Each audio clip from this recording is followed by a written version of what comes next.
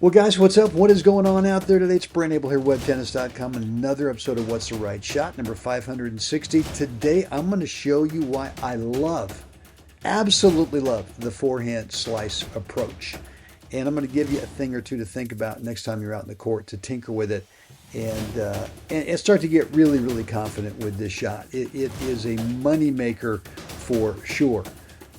Guys, look, before we get started today, a quick reminder. If you've got 15 minutes, I am offering a free, no-charge, complimentary, it's totally on me, a free coaching call. All you got to do is write down below.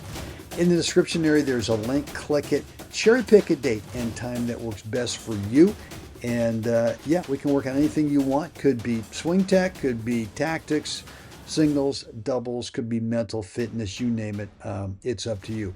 All right, guys, here comes today's episode of What's the Right Shot.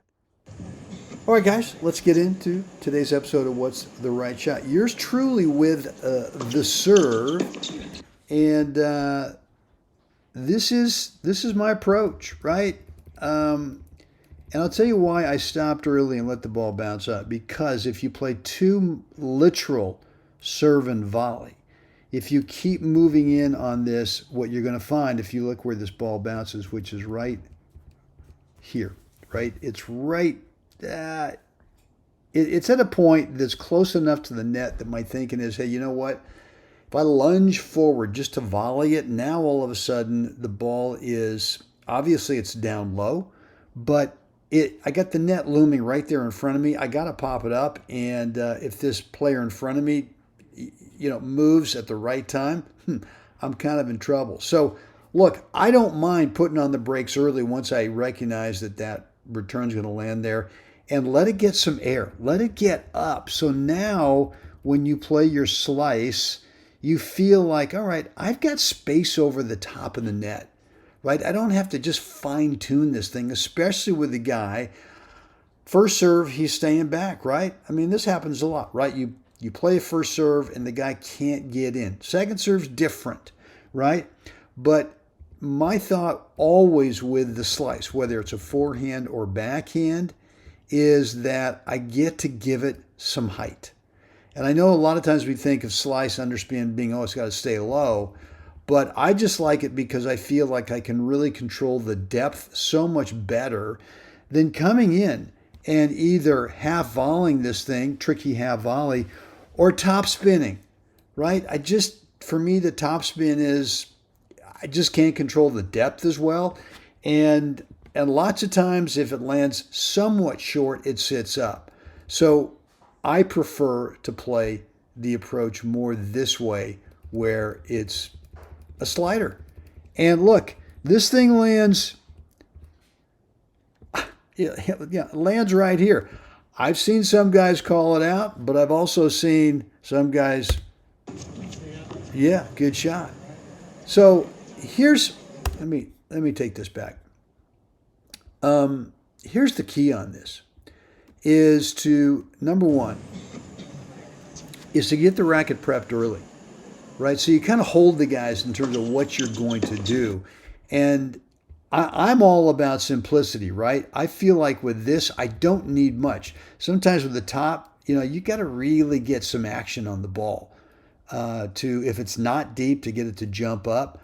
But with the slider here, and it's a forward swing, it's not necessarily all high to low.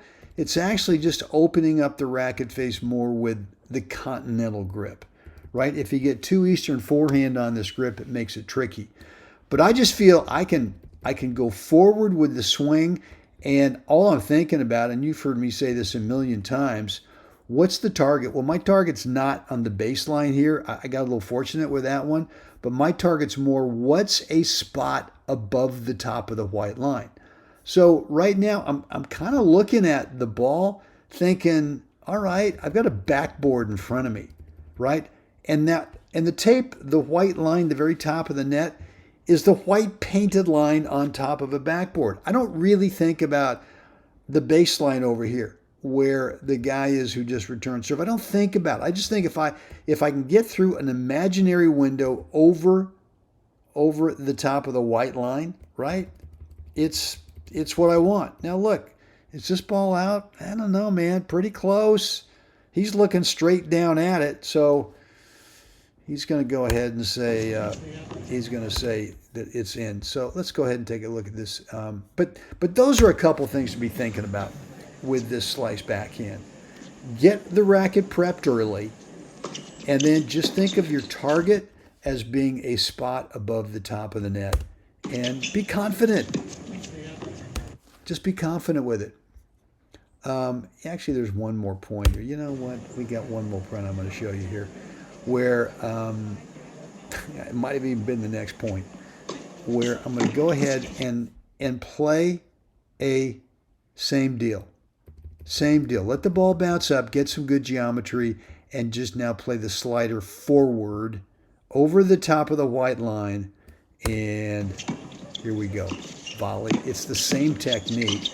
That volley is the exact same technique as that underspin forehand. So guys, there you have it. Hope this has been helpful. Let me know down below in the comments area what's on your mind. Any comments, questions, remarks. Always love to read your stuff, and promise to get back to you in a timely manner.